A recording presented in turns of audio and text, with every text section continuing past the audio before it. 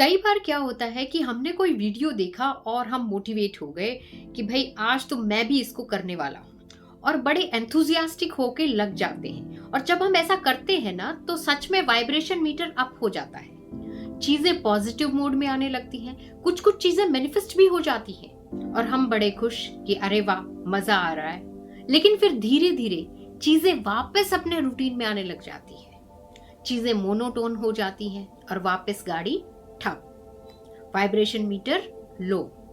ऐसा क्यों? एक बार तो आपने मैनिफेस्ट भी कर लिया था, सब अच्छा हो रहा था। एफर्ट डालना पड़ता है। उन न्यूरल पाथवेज को स्ट्रॉन्ग बनाने के लिए हमें अपनी थॉट्स को, अपने इमोशंस को, अपने फीलिंग्स को अलाइन करके रखना होगा। और ये कोशिश करने से होता है, कोशिश करनी पड़ती है। ये योगा है, करने से ही होगा, सिर्फ सोच लेने से नहीं होगा। अब होता क्या है कि एक बार जो मोटिवेशन का दिया हमने जलाया, उसका तेल जल्दी खत्म। अब उसके ऊपर टॉप अप तो करना पड़ेगा ना, और तेल डालना तो पड़ेगा, मोटिवेटेड रहना पड़ेगा, तभी तो वो प्रोसेस हम रोज कर पाएंगे। वरना हम धीरे धीरे छोड़ देते हैं। छोड़ना तो नहीं चाहते मगर छुड़वाए जाते हैं। कैसे? जो लिमिटिंग बिलीफ्स का भंडार भर भर के यहाँ पर है, वो भी तो अपना वर्चस्व दिखाता है।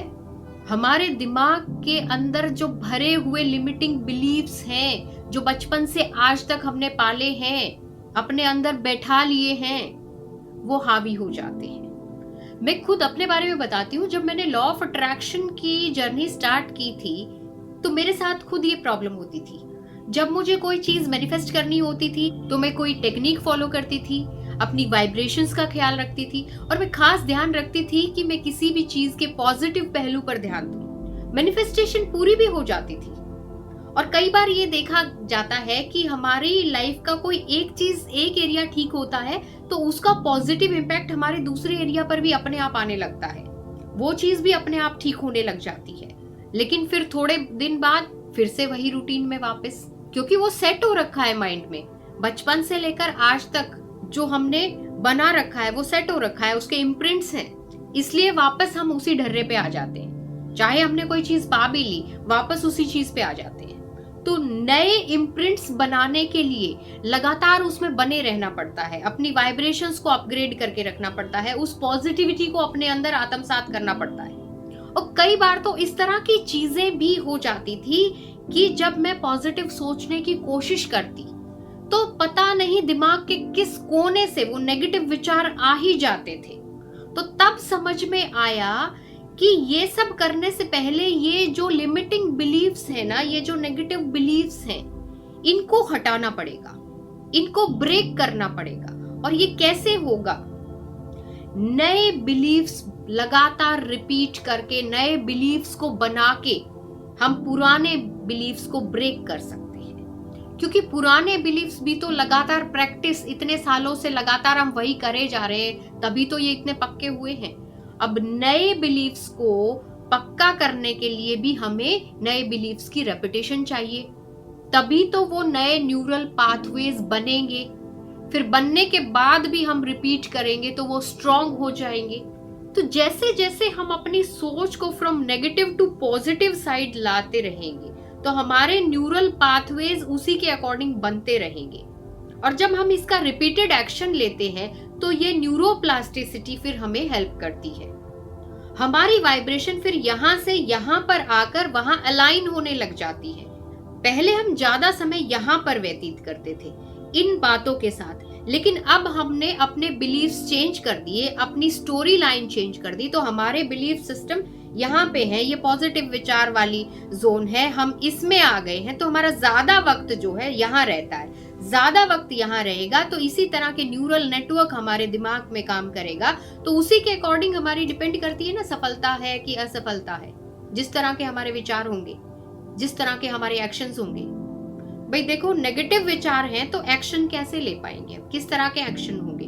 हाफ हार्टेड एक्शन होंगे, क्योंकि हम पहले से सोच के बैठे हैं कि ये नहीं होने वाला। यहाँ पर पॉजिटिव सोच है तो एक्शन स्ट्रॉन्ग होंगे, क्योंकि बिलीफ सिस्टम में आ गया कि ये होने वाला है, ये तो मैं कर ही जाऊंगा, ये तो हो ही जाएगा। विश्वास भी स्ट्रांग होता है।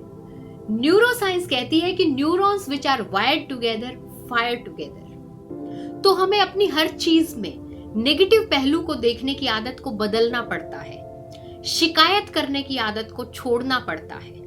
और ये कैसे होगा? पॉजिटिव सोचने से, पॉजिटिव देखने से, खुश रहने की आदत डालने से। क्योंकि जिस तरह के थॉट्स, फीलिंग्स और इमोशंस में हम अपना ज्यादातर टाइम स्पेंड करते हैं, वैसी ही इलेक्ट्रोमैग्नेटिक फील्ड हम अपने चारों तरफ क्रिएट कर लेते हैं। क्योंकि इस दुनिया में हर चीज और हर इंसान एक ट्रांसमीटर की तरह काम करता है।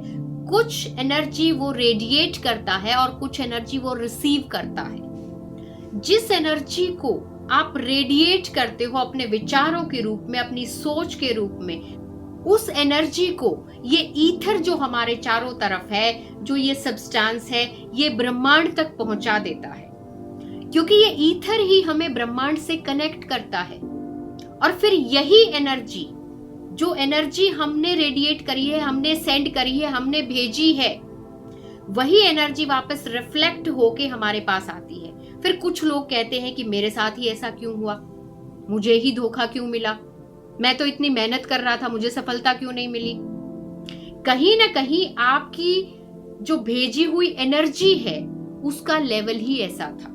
ये समझने की जरूरत है। समझना ये जरूरी है कि आपकी लाइफ में फिलहाल अभी जो भी चल रहा है वो आप खुद ही अट्रैक्ट कर रहे हो उस चीज को। अगर विश्वास नहीं होता ना, और जो लोग ये सोचते हैं ना कि नहीं ऐसा नहीं हो सकता, वो सिर्फ टेस्ट करने के लिए सिर्फ 3 दिन अपने विचारों को टोटली बदल के देख लीजिए, आपको अपने सराउंडिंग्स में बदलाव नजर आ जाएगा फॉर श्योर। देखिए, इस दुनिया में ना हर चीज एनर्जी से बनी है। हमारे थॉट्स, हमारे फीलिंग्स, सब कुछ एनर्जी है। अब एनर्जी है तो वाइब्रेशन होगी, वाइब्रेशन है तो उसकी कोई फ्रीक्वेंसी होगी। अब जैसे आपके विचार होंगे, जैसे आपके थॉट्स होंगे, उसी तरह के आप इमोशंस फील कर रहे होते हैं। और मोस्ट ऑफ द टाइम आप जिन इमोशंस में और जिन फीलिंग्स के साथ अपना समय बिताते हो, वही वाइब्रेशंस और वही सिग्नल्स आप यूनिवर्स में भेज रहे होते हो। तो अगर आप लैक की फीलिंग्स के साथ, कमी की फीलिंग्स के साथ, दुख, सैडनेस, पैसे की तंगी है, रिलेशनशिप इशू है, पार्टनर नहीं मिल रहा, शादी नहीं हो रही, हेल्थ इशू है, जॉब नहीं लग रही, इन्हीं सब चीजों के साथ अपना पूरा दिन व्यतीत करते हो, तो फिर यही तो वाइब्रेशंस आप भेज रहे हो। और लॉ ऑफ अट्रैक्शन का क्या नियम है? जैसा आप दोगे वैसा ही आपको मिलेगा। बोलने में आप चाहे कुछ भी बोल रहे हो, कि आप अफर्मेशन बोल रहे हो कि मैं तो बिलियनियर बन गया, अंदर से क्या फील कर रहे हो, महसूस क्या कर रहे हो, वो इमोशंस कौन से आ रहे हैं आपके अंदर। और फिर यूनिवर्स में तो जो भी एनर्जी जाएगी, तो यूनिवर्स से तो तथास्तु ही मिल रहा है। Universe says your wish my command, तथास्तु। और फिर होता क्या है, आपके जीवन में बार बार वैसी ही सिचुएशंस अपना रंग रूप बदल के बार बार आती रहती हैं। फिर चाहे कोई आप लॉ ऑफ अट्रैक्शन की टेक्निक करो या अफर्मेशन करो।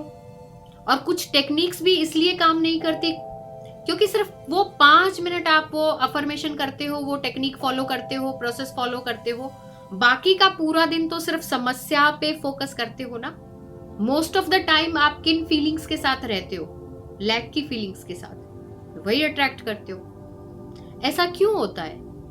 क्योंकि मोस्टली लाइफ में क्या होता है ना, कि जो लाइफ के पेन एरियाज होते हैं, ग्रे एरियाज होते हैं, वहां पर ज्यादा ध्यान जाता है हमारा। जैसे अगर आपको मैं ये पेपर दिखाऊं, तो आपको क्या दिखा इस पे?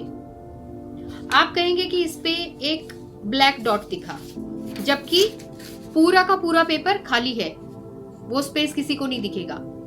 आपका फोकस वहां गया जहां डार्क स्पॉट है। तो ग्लास आधा खाली है या भरा, ये चुनना आपकी मर्जी होती है।